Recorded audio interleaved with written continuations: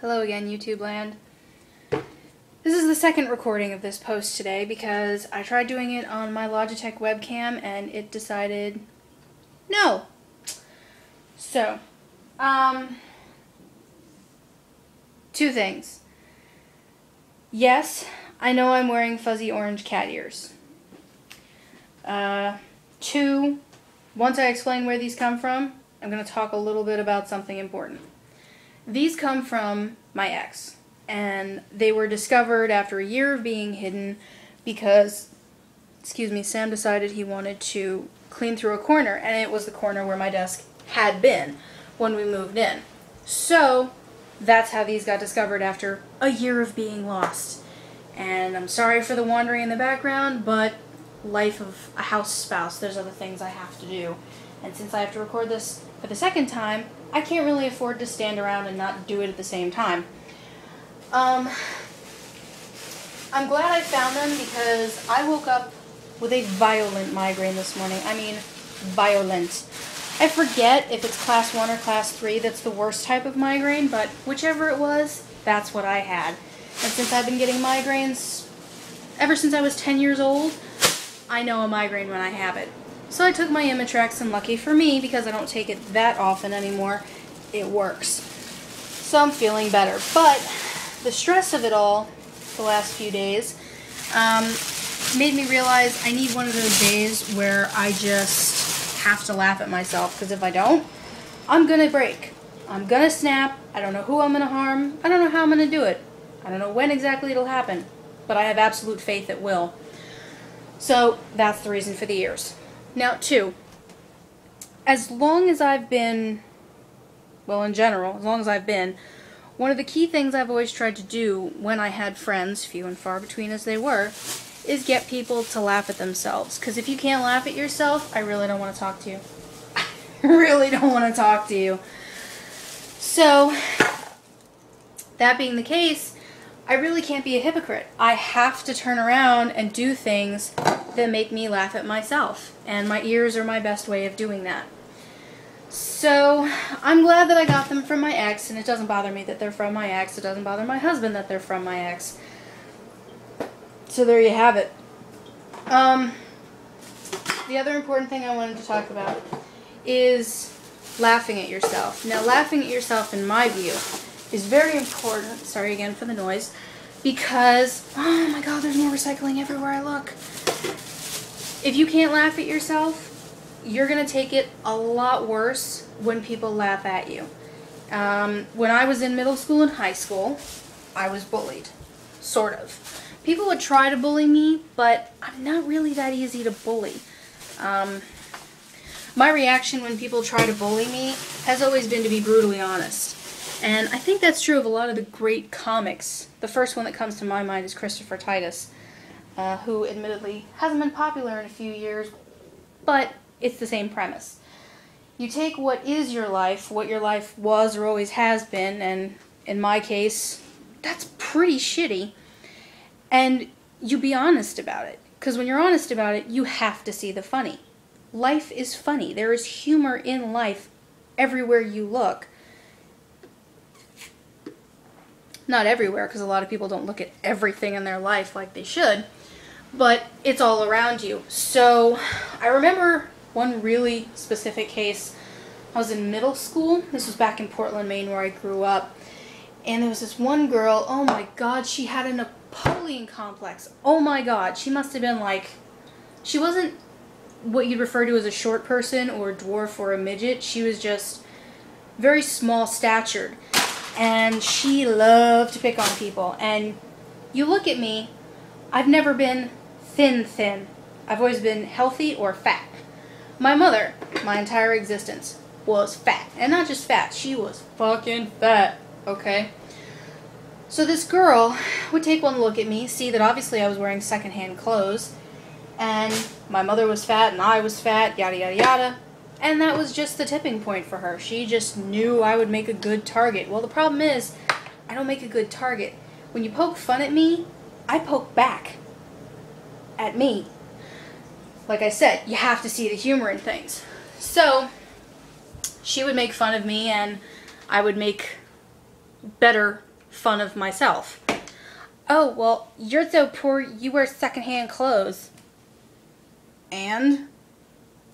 I own a mirror. Do you think I can't tell that? I go shopping with my parents. I know my clothing comes from Goodwill. And she wouldn't know what to do with it. I wasn't denying it. I wasn't hiding from it. I was like, and? Thank you, Captain Obvious. Deflated her entire worldview. She couldn't take it. If someone makes fun of you and the first thing you do is go, uh-huh, and make better, more detailed fun of yourself, their whole concept of reality just shatters. It shatters. I mean, that's my experience anyway.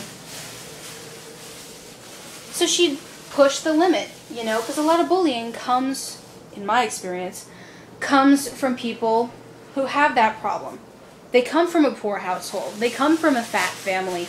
They come from a family that's not as smart as other people they've met or see on TV, and it's an inferiority complex. So she'd try and come at me from a different angle. Oh, well, you know, your mama's so dumb she gets hit by a parked car. My mother's so fat she never leaves the house. If she had a belt size marked equator, it would mean she lost weight. My mother's so fat she plays pool with planets. And she'd try and make jokes that didn't make sense because she'd get flustered by the fact that I was being funnier than her. Oh, well, you know, your mama's so dumb she drinks water and spits yoo-hoo. What? How does spitting yoo-hoo when you drink water have anything to do with intelligence level? For that matter, what does it have anything to do with my mother? She has no teeth. That was my response. Because it's true. My mother had treated her teeth so poorly, she literally had all of them removed. So this girl had no idea what to do with me. Pardon the camera angle.